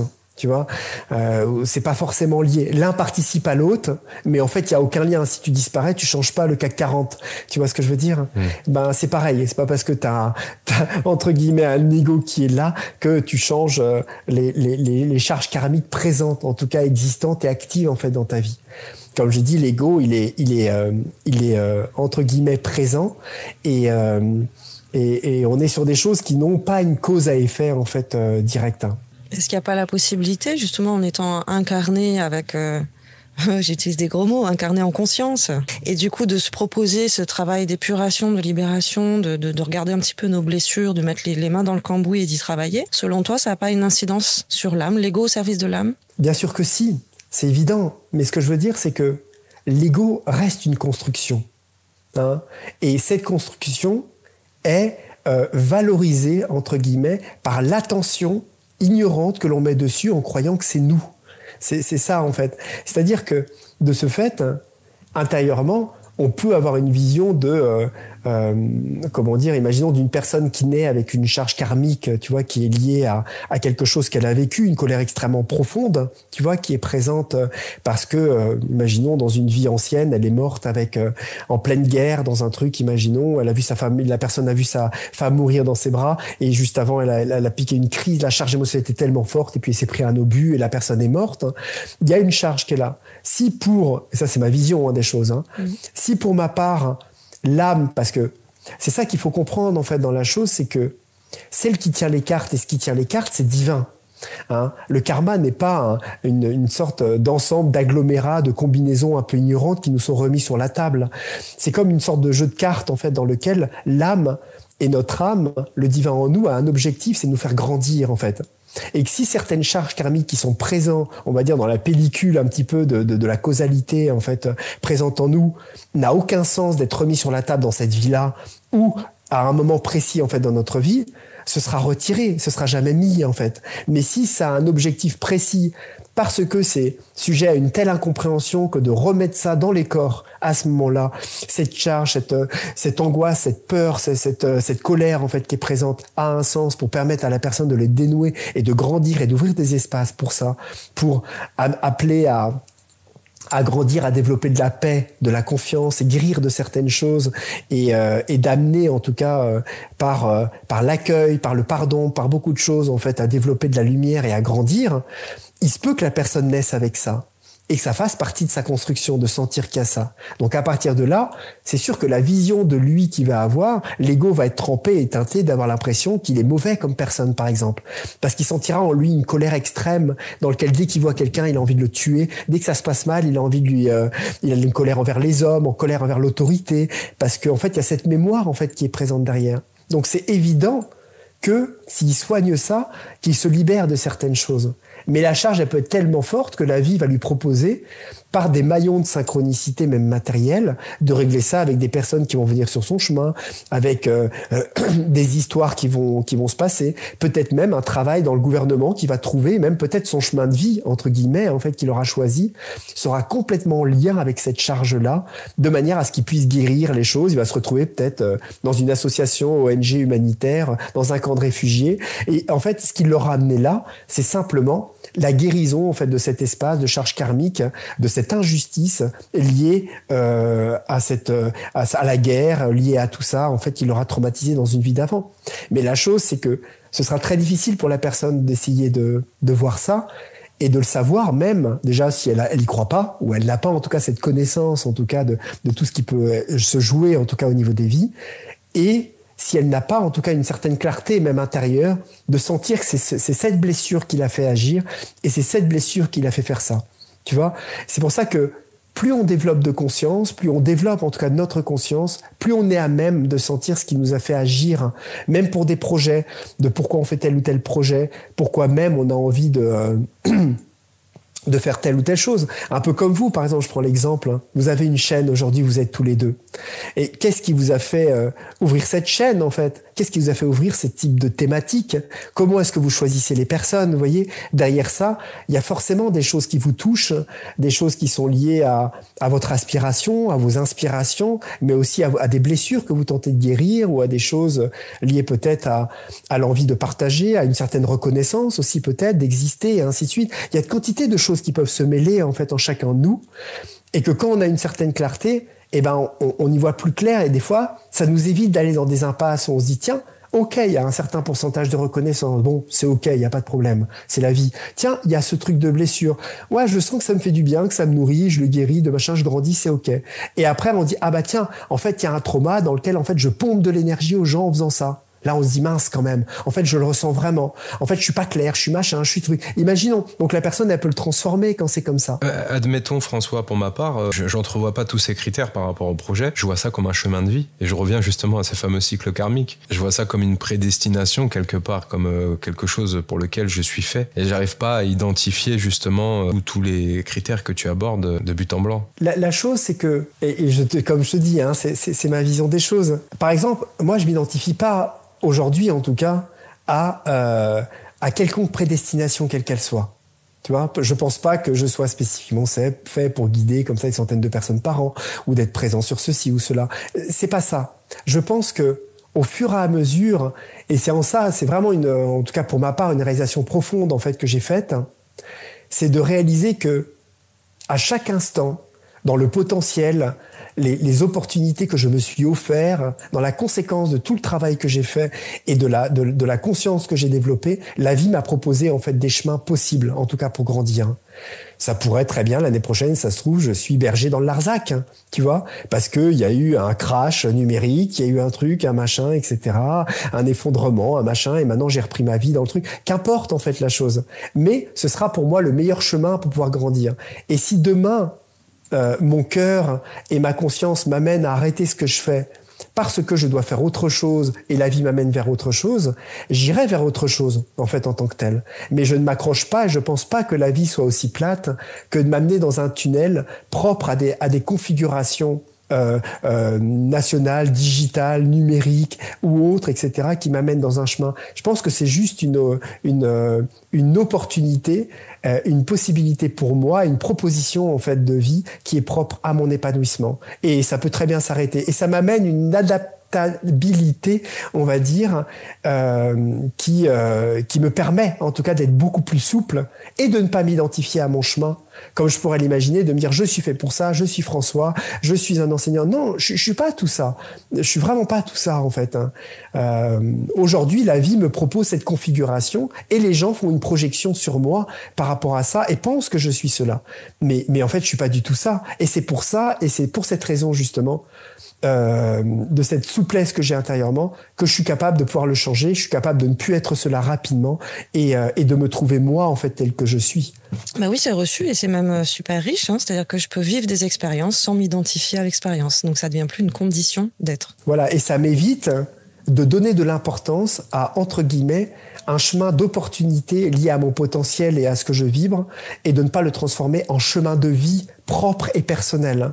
Parce qu'autrement, on donne une importance à soi, et si tout s'écroule et machin, on comprend plus en fait ce qui nous arrive. On dit, maman, j'étais prédestiné à ça, j'étais destiné, pourquoi Dieu m'en veut, pourquoi le divin machin, qu'est-ce qu'il me demande, etc. Le divin, il nous demande rien. Il nous demande juste d'être, en tout cas, et de trouver cette vibration, cet amour, en fait, ce bonheur, et toutes les configurations de vie sont possibles. Et dans ma vie, j'aurais pu être, tu vois, j'étais des années, tu sais, j'ai été braqueur de banque, j'ai été délinquant, j'ai été toxico, j'ai été voyageur, tu vois, dans lequel j'ai voyagé dans le monde entier avec un sac à dos pendant plusieurs années dans des pays. J'ai été formateur, j'ai été ceci, j'ai été cela. Ça n'a pas d'importance en fait. Hein. Ça a été un ensemble de propositions de la vie, d'expériences liées à mes blessures, liées à des choses. Et aujourd'hui, on me propose ça. On me propose ça. Il y a des choses qui font que voilà, j'ai attiré entre guillemets cette configuration matérielle à plein de niveaux. Mais je suis prêt à passer à autre chose. Si la vie me propose autre chose, c'est ok en fait. Tu sais, c'est aussi cet adage je fais ce que je suis et je ne suis pas ce que je fais. Tout à fait, tout à fait. Mais c'est pour ça que là, il y a toujours un travail à faire pour que ce soit pas quelque chose qui soit mental, hein, mais que ça devienne en soi quelque chose qui soit évident en fait dans sa conscience. Et c'est ça qui amène à la liberté, à une certaine libération. Plus on s'identifie à notre chemin, plus on s'identifie à notre profession, à nos actions, plus on perd de la liberté en définitive. Bon, j'ai du chemin à faire alors, Tamara. Mais non. Oui, non, mais ça me parle en tout cas. Ouais. Oui, on a toujours un carrefour de lignes temporelles devant nous et c'est oui. à nous de... Et tout le monde, tu sais, tout le monde, tu vois, où qu'on en soit, c'est comme une échelle infinie. Tu sais, tu regardes, t'es sur l'échelle et tu regardes l'autre en bas et tu dis ah il est bas, tu sais. Mais en fait, si on regarde l'échelle et c'est infini en haut et c'est infini en bas, qui c'est qui est haut et qui c'est qui est bas? Tu vois, c'est encore un jugement de valeur, tu vois. Donc du travail, on en a tous et on en a tous autant que ce qu'on imagine avoir envie d'en faire en tout cas et d'en prendre conscience. Ton expérience est très riche et très parlante parce que ça fait aussi partie des mouvements un petit peu à la mode, en développement personnel, la notion de mission de vie. Quelle est ma mission de vie? Et là, avec ton approche et avec ton partage, on comprend bien que si je m'enferme dans cette définition de mission de vie, mais alors du coup, je vais résister, je vais lutter par rapport à tout ce que la vie peut me proposer d'autre comme expérience et qu'on n'est pas enfermé justement dans un tunnel, comme tu montrais cette si belle image, de dire mais c'est pas s'enfermer dans ce tunnel de mission de vie, sinon je vais mettre mon mental et mon ego aussi au passage à se définir dans ça, je peux me sentir en échec, je peux me sentir en obligation, en devoir, en mission, puisque c'est écrit dedans. Alors que, comme tu le disais, cette vie, elle nous offre une pléthore d'expériences, de richesses, sans se définir dans du faire, mais vraiment dans l'être. C'est pour ça que c'est de ce fait très religieux, tu vois. Et comme vision, on s'en rend pas compte, en fait. Et c'est en ça, en fait, qu'il y a eu aussi beaucoup de déviations. On voit bien ce que ça donne, tu vois. La prédestination, etc., quand ça part dans l'extrémisme, tu vois, des choses. Hein. Et on amène le monde à devoir se contraindre à nous parce qu'on pense être un élu de quoi que ce soit ou de quelque chose. Donc là, on est vraiment dans un ego qui pourrait être même spirituel en définitive, puisqu'on est dans une vision de soi dans l'absolu en fait d'un chemin. Donc on est dans l'ego spirituel. Mais si on avait mis Mozart en atelier mécanique ou dans le Larzac à élever des chèvres, est-ce qu'il aurait été autant épanoui? Est-ce qu'il aurait pu faire partager sa richesse au monde entier? Idem pour Chagall, idem pour De Vinci, idem pour tous ces grands personnages qui ont bouleversé l'humanité. Bah oui, mais tu vois bien que ça n'a pas été le cas. Donc c'est qu'il y a une opportunité d'un potentiel vibratoire qui l'a amené à faire ça.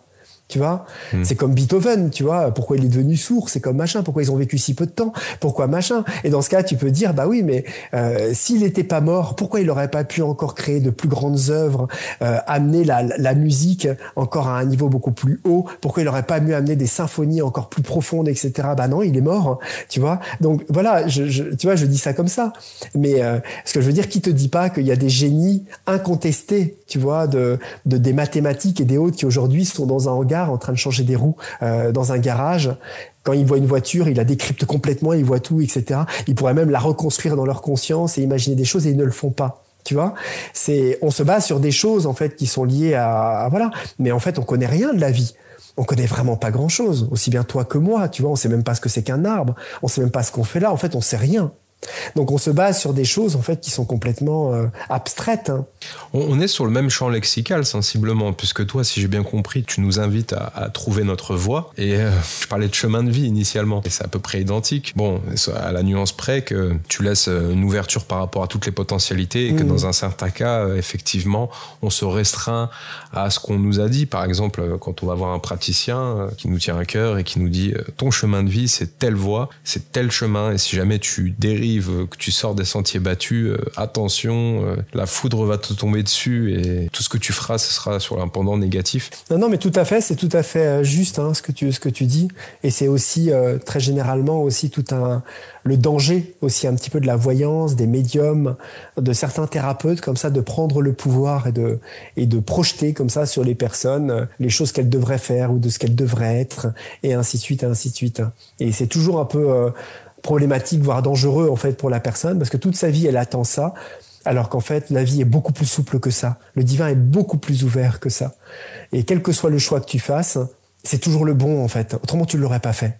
Oui, il y a souvent un amalgame entre cette grosse appellation mission de vie et profession. Alors que très souvent, on peut, tu prenais l'exemple de Mozart, il aurait très bien pu être garagiste et s'épanouir totalement à créer sa musique sans que ça devienne une fonction.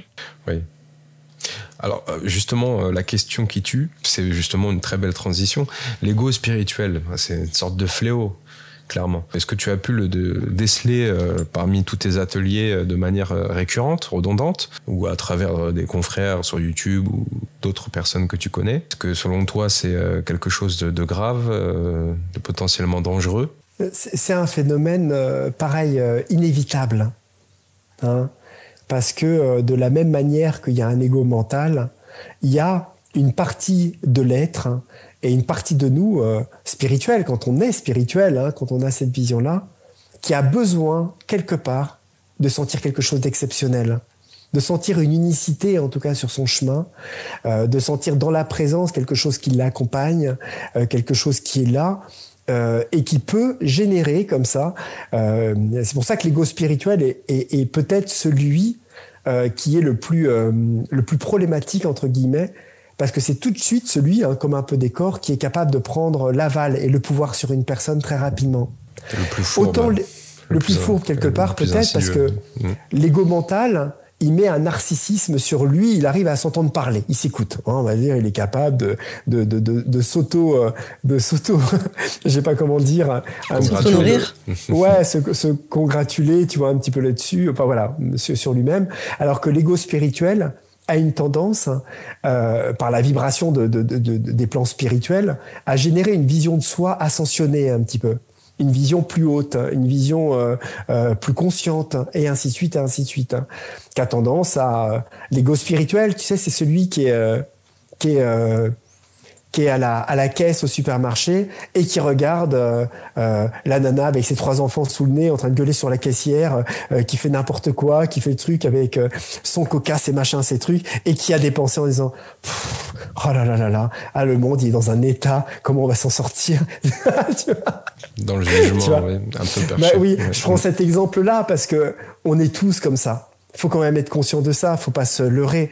On a toujours ce regard de voir certaines personnes et de se dire mon Dieu, tu vois, mais les gens ils sont cons, ah mais machin nanana, mais on va pas s'en sortir, tu vois, ah nanana, tu vois. C'est cette partie-là qui, entre guillemets, d'un seul coup, si on le regarde bien, nous place dans quelque chose de supérieur. C'est très subtil parfois, mais fondamentalement c'est quand même là. Alors on peut considérer que c'est pas grave, on peut se dire c'est ok, c'est la vie et puis voilà, c'est comme ça.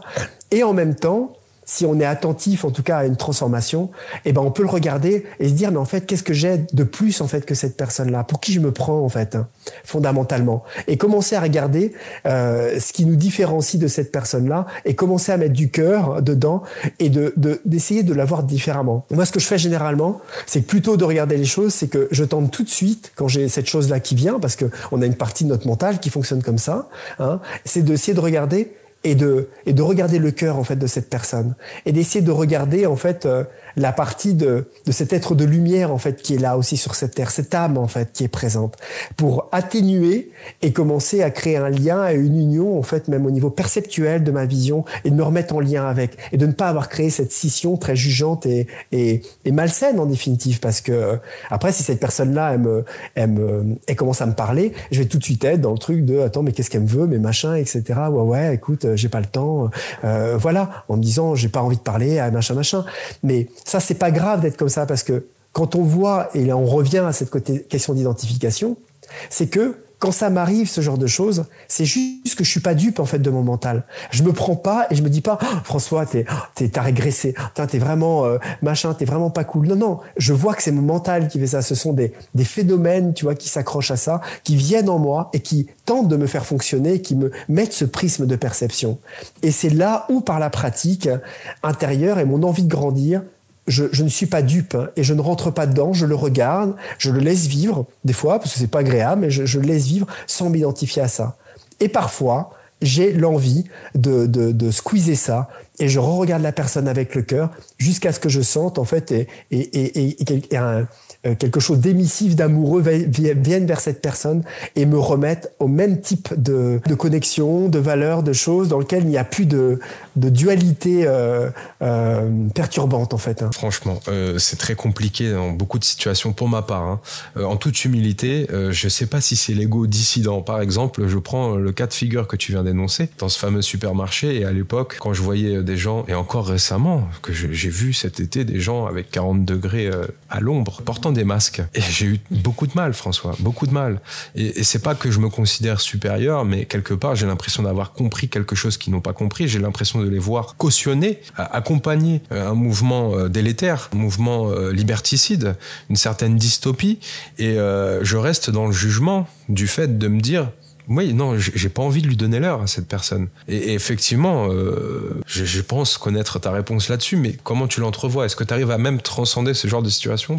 Tu sais, on vit chacun dans nos mondes. Il y a deux choses pour moi qui sont importantes, j'ai vraiment, en tout cas, il me semble, compris. C'est que on vit vraiment chacun sur notre planète. Et l'autre chose, c'est que on ne connaît pas la planète des autres. On ne la connaît pas. On ne sait pas ce que la personne a vécu ou ce qu'elle vit. Tu vois, parce que quand tu vois quelqu'un avec un masque, ça se trouve, il ressort de chez le dentiste.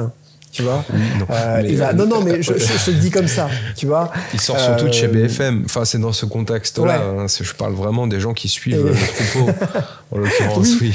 Mais oui, j'entends ce que tu dis. Mais tu vois, je reviens sur ce que tu dis. Je te fais l'avocat du diable, exprès. Entends bien. Tu vois, c'est pas du tout pour te contrer ou tenter de te faire voir le contraire. C'est juste parce que justement, on évoque des points de vue. Et il y a un point intéressant, c'est la supposition. Tu supposes et on suppose, tu vois. Et dernièrement, là, je regardais, tu vois, il y avait une émission sur un enfant lune. Je sais pas si tu connais ce que c'est. Tu sais, c'est les enfants qui ne peuvent pas avoir le soleil et la lumière. Ah oui. Tu sais, effectivement, cette maladie très rare, oui. Très rare, ouais. Et c'est une personne qui vit dans un scaphandre. Tu t'imagines ce qu'ont vécu ces enfants-là et ces personnes-là à l'époque du Covid, quand elles étaient dans la rue? Donc là, tu t'imagines, elle s'est fait insulter. Peut-être qu'il y a des personnes qui ont voulu donner un coup dans le tuyau pour lui dire « Mais attends, tu crois quoi? Tu vas choper le Covid ?» Alors qu'elles n'ont pas réalisé que ça n'a rien à voir avec le Covid. Il y a peut-être complètement autre chose. Ça se trouve, la personne que l'on voit avec le masque, elle a perdu ses parents, elle travaille en gériatrie, elle est complètement dans ses peurs, elle a encore sa mère et ses grands-pères qu'elle s'occupe toute la journée, qu'elle a peur de transmettre quoi que ce soit parce que machin, et ça se respecte en fait, tu vois. Et des fois, je regarde en fait dans les trucs et pareil, quand je vois une personne me doubler en fait sur la route complètement malade ou des jeunes qui me doublent rapidement, des fois je me dis mais ok, soit c'est un jeune con, tu sais. On va dire ça comme ça, tu vois, qui va aller se prendre un platane, qui risque la vie de tout le monde, voilà, qui avec un joint au volant qui fonce et que t'as envie d'insulter sur la route parce que t'es avec ta fille dans ta voiture, il t'a frôlé, etc. Soit c'est quelqu'un qui est en train d'amener son ami qui a pris un coup et qui l'emmène à l'hôpital le plus rapidement possible. C'est parce que c'est une histoire de vie ou de mort, ou qui vient d'apprendre que sa petite fille, tu vois, au parc, machin, avec sa femme, et qui doit aller à l'hôpital, il est prêt à se faire retirer le permis, mais il faut qu'il soit à l'heure à l'hôpital, qu'il la récupère. On sait pas, on connaît pas l'histoire des autres. Et très souvent, je fais attention en fait quand il se passe des choses, quand je vois des gens parfois qui, imaginons, je prends l'exemple, il y a pas longtemps, il y a une babysitter qui est venue et il y a son père qui est descendu en fait de la voiture et qui avait un regard méchant en fait envers moi. Il m'a serré les mains nonchalamment, il m'a à peine dit bonjour et il a déposé voilà sa fille. Et donc à ce moment-là, moi j'aurais pu me dire, tu vois, mais voilà, c'est pas très sympa. Est-ce qu'il est un peu raciste? Est-ce qu'il aime pas machin? Est-ce qu'il est pas content que nana? J'aurais pu me faire quantité d'idées et avoir voilà quelque chose comme ça. Et quelques jours plus tard, j'apprends en fait qu'il est en plein divorce avec sa femme, qu'il est en burn-out professionnel et que ce n'est absolument pas du tout personnel, tu vois, vis-à-vis de moi. Et la chose avec la vie, quand tu apprends à prendre du recul, et même si tu as raison, hein, tu vois, il sort de BFM, il est dans ses peurs, et puis ça le regarde, ça lui appartient, c'est lui qui souffre, c'est pas toi en fait. Alors ça nous appartient communément dès lors que ça impacte et qu'il y a des lois qui sont... Parce que le fait que une majorité de la population consente, ça peut apporter au pouvoir les pires des dictateurs. Et On va pas aller trop loin parce qu'on est sur YouTube. Ouais, mais tu sais, c'est important parce que là, c'est une vraie invitation accord Toltec. Je fais plus de suppositions. Les accords Toltec, j'y pensais, Tamara. C'est hyper important. Effectivement. C'est hyper important. Hein, chacun a son monde. C'est ce que le discours de François m'inspire aussi également. Ouais. Sur l'exemple du masque, puisque tu donnais celui-ci, c'est vrai que c'est très facile d'être en discrimination parce que c'est visuel, ça se voit. Au-delà de la supposition de la hiérarchie ou du dentiste, etc., qui peut justifier un masque, je crois que c'est important aussi de se rappeler qu'il y a tellement de ramifications différentes à la conscience et que à nouveau une supposition, peut-être que cette personne, oui, sur ce sujet-là, elle n'a pas cheminé, elle n'a pas ouvert certaines prises de conscience, mais peut-être que, je sais pas, elle donne de son temps et de son amour aux plus démunis de façon bénévole depuis 15 ans, et elle est dans sa réalité à ce moment-là par rapport à ce fait-là uniquement. C'est mon ego décidant qui veut lui ouvrir les yeux à tout prix parce que je suis la bonne personne pour lui ouvrir les yeux. Mais tu vois, c'est intéressant. Oui. C'est intéressant parce que, en fait, si tu regardes l'ordre des choses, la vision que tu as d'elle au moment où tu rentres dans le magasin et tu la vois te fait souffrir toi. Oui. Tu la fais pas souffrir elle avec son masque, elle est dans ses trucs, ça se trouve elle est très contente, elle est heureuse, oui. Elle doit juste porter le masque. Et toi, à ce moment-là, le regard que tu portes te fait souffrir. Et donc, tu as un espace qui génère de la souffrance en toi par rapport à des choses qui sont ta propre vision du monde, qui font que à ce moment-là, toi, tu es malheureux, en fait. Alors qu'elle, ça se trouve, elle est heureuse. Tu as trouvé le moyen de te faire souffrir. Et à un autre niveau, tu vois, trouver et réaliser qu'on ne peut pas changer le monde est quelque chose d'important pour sa paix intérieure. Tu vois? Il y a une petite histoire comme ça, tu vois, qui est intéressante. C'était une conférence en Belgique, tu vois, du Dalai Lama. Et on peut la retrouver sur Internet. Et c'est un journaliste qui l'interviewe comme ça et il dit oui, bonjour Dalai, j'espère que machin, vous allez bien, nanani, nanana, merci beaucoup pour votre présence, dites donc, je suis toujours impressionné en tout cas par le bouddhisme, nanana, vous êtes vraiment une tradition, une religion, parce qu'on est quand même dans une religion, hein, faut le dire, même qui a une vision un peu traditionnelle, philosophique en grande partie, mais qui reste quand même une religion, qui dit une religion vraiment dénuée d'ego, et vous êtes vraiment pour moi celle dans laquelle il y a le moins d'ego. Et Dalai Lama, il rigole. Et même il rigole vraiment beaucoup. Et le journaliste lui dit mais pourquoi vous rigolez en fait, qu'est-ce que j'ai dit qui est un peu bizarre, pourquoi vous dites ça? Et il dit détrompez-vous, et en plaisantant il dit le bouddhisme est peut-être la religion dans laquelle il y a le plus d'ego. Et le journaliste il comprend pas, il dit absolument pas, enfin je vois pas du tout de quoi vous parlez, vous êtes en fait, c'est une religion qui au contraire travaille tout le temps sur l'ego, et je trouve en fait que vous êtes vraiment dénué en tout cas de cette partie-là. Et le Dalai Lama lui répond, mais vous savez, quand un bouddhisme prie pour le monde, et fait le vœu pour le monde, le vœu du bodhisattva, et prie pour l'humanité, il sait très bien qu'il libère pas l'humanité. Il sait très bien qu'il se libère lui-même. C'est égocentrique, donc quelque part. Oui, c'est-à-dire que la pratique même du don de soi, de prier pour l'humanité, enfin, je veux dire, faut pas être sans vouloir être dupe. Tu vois bien que c'est pas parce que t'as prié pour le monde, que s'il y a eu un changement de président, tu vois dans les 5 ans qui ont sauvé le monde, tu vois. Et ouais, ce que je veux dire, c'est que libère-toi d'abord, tu vois, libère-toi de tes miasmes, libère-toi de ce qui est, et ensuite peut-être il y aura une chance que ta vibration, et c'est sûr de toute façon à un certain niveau, pèsera comme une cellule dans un corps lumineuse qui transforme et qui permettra à d'autres cellules de te rejoindre pour commencer à transformer un corps. Mais à un certain niveau, on se fait souffrir. Si on s'embête trop avec les infos de BFM, de ce qui se passe aujourd'hui avec le gouvernement, le machin, le prochain, ça se trouve, il va être pire. Tu vois, parce qu'aujourd'hui, si tu veux, le gouvernement et le monde, c'est nous qui le manifestons, c'est nous qui l'incarnons par rapport au niveau de conscience réel, en tout cas de l'humanité aujourd'hui. Et tu vois bien, sans être dupe, que le niveau de conscience aujourd'hui de l'humanité n'est pas quelque chose de très haut, et que le temps, en fait, que naturellement des choses puissent voir le jour, que les gens comprennent, se développent, etc. Mieux vaut ne pas perdre de temps, entre guillemets, tu vois, à tenter de s'exciter, de s'énerver, de se faire souffrir en regardant le paysage tel qu'elle est, mais trouve ton propre lopin dans lequel tu peux, toi, te développer, te trouver, tu vois, libère-toi en tout cas de ce qui te fait voir et de ce qui te fait souffrir.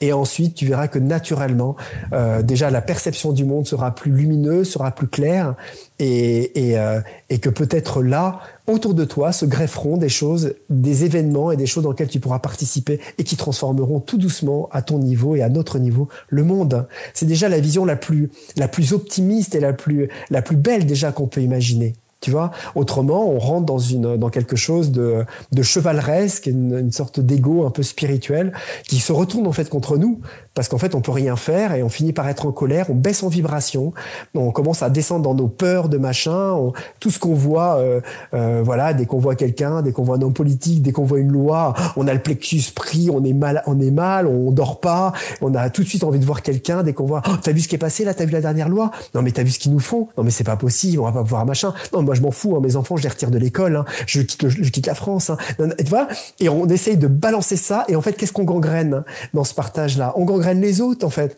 On tente de faire adhérer les autres à des vibrations qui sont basses, à de la peur, et ainsi de suite, et on résout rien. On résout absolument rien en fait. On fait que souffrir et on génère de l'ombre en fait autour de nous. Et ça, si on ne s'en rend pas compte, bah c'est dommage. C'est dommage parce que la plupart des soi-disant complotistes qui ne le sont pas, hein, qui sont factuellement des gens qui voient d'une manière très réaliste, hein, enfin pour ma part ce qui est en train de se passer, eh ben ils souffrent. Ils souffrent tout simplement et ils ne sortent pas de ça. Donc en fait, qu'est-ce qu'ils font? Bah, ils se rendent malades et ils génèrent une sorte de colère. Et cette colère-là, bah, dans leur intention et leurs actions, elle peut générer que des choses qui se retournent contre eux. Parce qu'ils sont pas dans un mood qui est vraiment la sensation amoureuse de s'être réalisé et de vouloir faire en sorte d'amener de l'amour dans le monde. Ils sont juste dans une relation dans laquelle ils ont comme point d'accroche la colère et leur ombre en vue de détruire une autre ombre. Hein. Et ça peut pas fonctionner. Soit le changement que tu veux être dans le monde. Tout à fait. C'est dur à faire. Hein. Je dis pas que c'est facile. Hein. Les choses sont très simples, mais elles sont difficiles. Elles sont vraiment difficiles à faire. Mais c'est là tout le chemin d'un vrai développement spirituel. Et si on s'y sent prêt, bah, on y va. Voilà. Eh ben, merci beaucoup, François. C'était exceptionnel parce qu'en plus, on a fini sur les dernières questions les plus intéressantes selon moi. Ça va donner des clés, des faisceaux d'indices pour certains. Peut-être un petit mot par rapport à ton actualité, un petit mot pour la fin. Un petit mot sur mon actualité et bah ouais, enfin je sais pas, après toutes les personnes qui veulent me découvrir en tout cas ou en savoir plus peuvent regarder la chaîne ou le site internet, voilà, ils tapent juste François Breton sur internet, de toute façon ils me trouvent facilement. Et puis de toute façon, moi j'organise des formations à l'année. Donc là, on est vraiment dans des formations et des cursus de développement, vraiment de connaissance de soi, dans lequel je tente d'accompagner, comme tu le disais tout à l'heure, des personnes à mieux se connaître et pour pouvoir, voilà, trouver un bonheur qu'ils ne trouvent pas, en tout cas, ou qu'ils n'ont pas trouvé aujourd'hui sur leur chemin ou ailleurs. Hein, on va dire ça comme ça. Merci encore, françoisbreton.com, le lien est en bas si vous voulez aller jeter un petit coup d'œil. Merci Tamara, on se dit à la semaine prochaine. À la semaine prochaine, merci Rudy, merci François. Avec plaisir. Vous nous retrouvez sur www.mdesine.com, on vous le rappelle, c'est la nouvelle version du site qui est en ligne. N'hésitez pas à vous inscrire si vous êtes praticien quantique ou holistique. On vous dit à très très bientôt, en vous souhaitant une agréable soirée et une très bonne journée, tout dépend au moment auquel vous nous écoutez.